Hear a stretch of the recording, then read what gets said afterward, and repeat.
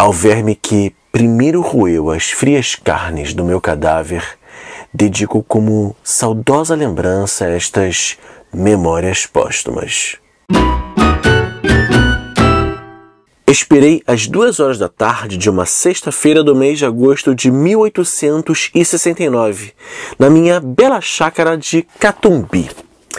É dessa forma que Brás Cubas, o defunto autor dessa história, começa a narrar sua trajetória, a partir do fim, antes de chegar ao começo de sua vida.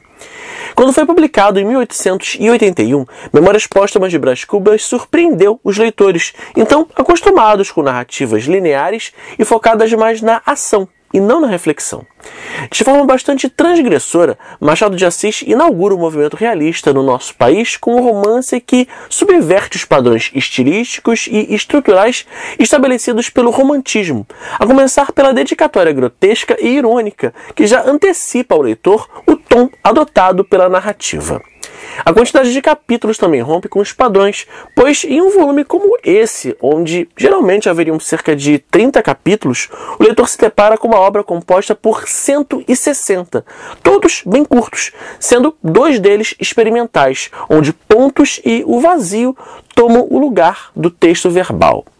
Por fim, temos um narrador em primeira pessoa que é ao mesmo tempo autocrítico e autoindulgente e que revela suas falhas e frustrações adotando um humor ácido.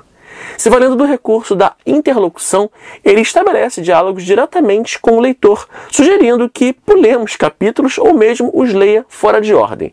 Era definitivamente uma proposta totalmente avessa ao que se encontrava na literatura brasileira daquele período. E como o leitor irá notar ao percorrer essas páginas, Memórias Póstumas de Brás Cubas não reserva nenhum grande acontecimento em sua narrativa, mas é justamente nela, na narrativa, que se encontra a força desse livro.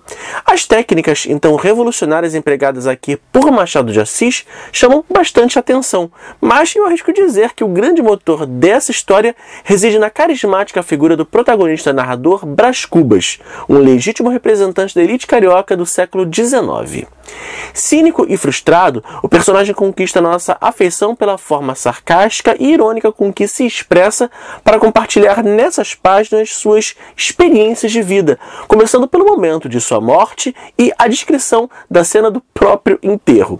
A partir daí, de forma não linear, ele rememora os eventos que o levaram a adoecer, os delírios que antecederam sua morte, até que, finalmente, retorna à infância, ponto em que a narrativa passa a assumir contornos um pouco mais lineares, só interrompidos pelas digressões do protagonista. Marcela amou-me durante 15 meses e 11 contos de réis. Nada menos.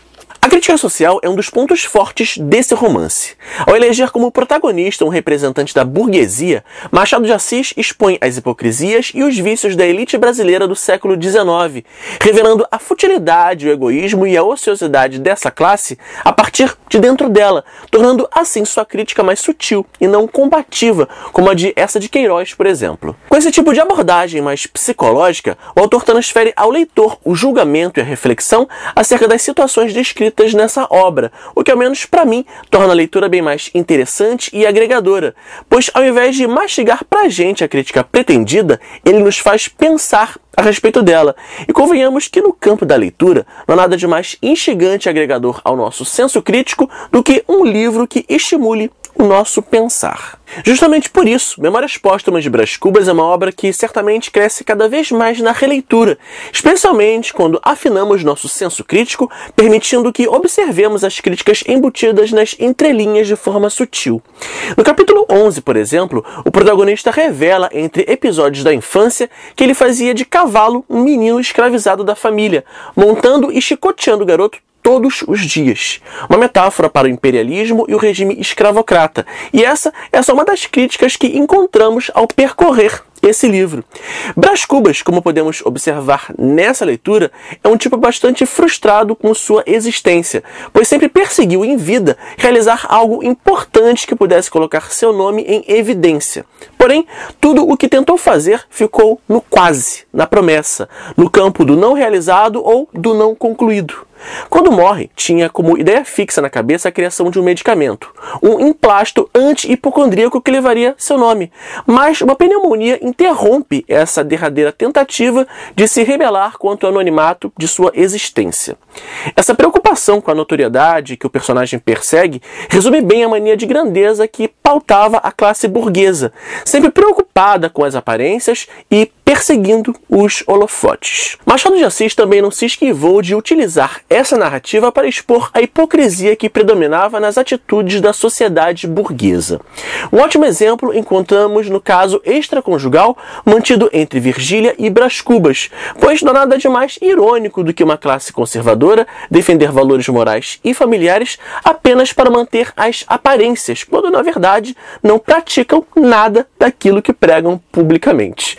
Soa familiar para vocês? O adultério, inclusive, é uma temática bastante comum entre os romances realistas e se faz presente também nas outras duas obras desse gênero publicadas por Machado de Assis, Quincas Borba e Dom Casmurro. Aliás, é nesse livro que somos apresentados justamente ao excêntrico filósofo Quincas Borba, que retornaria em romance próprio 10 anos mais tarde. Aqui, ele é um amigo de Brás Cubas e sua filosofia, o humanitismo, uma paródia das correntes filosóficas e científicas da época, garante a essa história momentos divertidamente insólitos. Ao chegar a este outro lado do mistério, achei-me com um pequeno saldo que é a derradeira negativa deste capítulo de negativas. Não tive filhos. Não transmiti a nenhuma criatura o legado da nossa miséria. Agora, se vocês me permitem, quero abordar um spoiler de leve, tá? Memórias Póstumas de Brás Cubas encerra com um capítulo de negativas. Nele, o defunto autor faz um balanço final de sua jornada em vida, concluindo aquilo que já vinha se confirmando ao longo da narrativa. Ele deixa a vida sem nada ter realizado, e seu legado, ao final, foi o da mediocridade e insignificância. Esse grande clássico da literatura brasileira influenciou e ainda influencia novas gerações de escritores e leitores.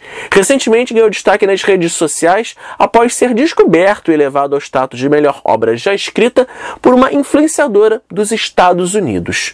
Por aqui já foi objeto de diversas adaptações. Ganhou os palcos do teatro, versão em graphic novel e até paródia literária. No cinema, Memórias Póstumas de Brás Cubas já recebeu 3 versões, em 1967, 1985 e mais recentemente em 2001, nessa produção dirigida por André Klotzel e estrelada por Reginaldo Farias e Petrônio Gontijo, dividindo o papel de Brás Cubas. Das 3 adaptações cinematográficas, essa é a que se manteve mais fiel ao texto de Machado de Assis, trazendo apenas algumas intervenções e liberdades criativas, mas nada que ofusque sua fidelidade à obra original. Por ser uma obra já em domínio público, Memórias Póstumas de Brás Cubas é publicado por diversas editoras. Eu particularmente prefiro edições acompanhadas de notas e textos complementares que agregam mais a experiência de leitura de um clássico. E nesse quesito, são poucas as disponíveis no mercado editorial, especialmente com valores acessíveis. As melhores para mim, em custo-benefício hoje, são as edições da Panda Books, da Atelier Editorial, da editora Moderna e a da Antofágica, que vem acompanhada das ilustrações inéditas de Cândido Portinari. Mas, sem dúvida, para mim, a melhor de todas as edições é essa que eu fiz a minha leitura, Memórias Póstumas de Brás Cubas, anotado, publicada pela Oblique. Ela traz notas explicativas, cartografia literária integrada ao Google Maps, textos complementares e ainda resgata reproduções de 2 capítulos da versão em folhetim, publicada em 1880 na Revista Brasileira e que foram excluídos pelo autor da edição em livro. Essa não é uma edição tão barata e atualmente sua venda acontece em momentos pontuais, divulgados pela editora em suas redes sociais. Aqui na descrição do vídeo você vai encontrar links para adquirir esse livro através do site da Amazon.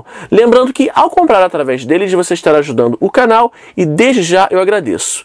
Também vou disponibilizar o link dessa minha edição da Oblique, que só é vendida pelo site da editora. Ok?